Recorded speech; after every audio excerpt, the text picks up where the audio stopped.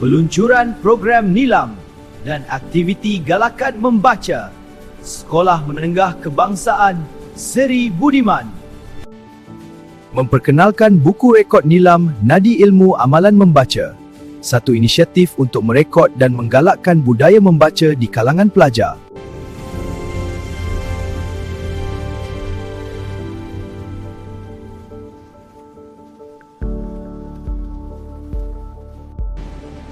Rekod setiap bahan bacaan anda. Tingkatkan amalan membaca setiap hari. Murid boleh mendapatkan buku rekod Nilam di perpustakaan sekolah.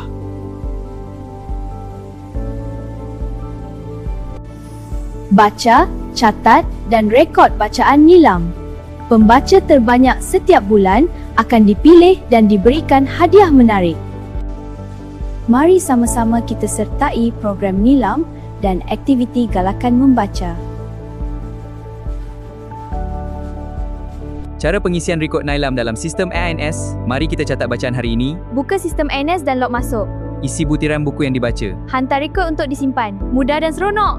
Assalamualaikum, awak dah isi rekod Nilam dalam sistem AINS? Belum lagi, saya habis baca buku minggu ni. Jom saya tunjukkan caranya. Mudah saja. Setiap buku yang dibaca perlu direkodkan ke? Ya, semua bahan bacaan boleh direkodkan untuk program Nilam. Langkah pertama, log masuk ke sistem AINS menggunakan ID Delima dan kata laluan. Masukkan tajuk buku, nama penulis, kategori bahan dan maklumat yang diperlukan. Nampaknya mudah dan cepat. Tahniah, rekod bacaan awak berjaya disimpan. Wah, terus masuk dalam sistem. Sekarang saya lebih yakin untuk merekodkan setiap bacaan.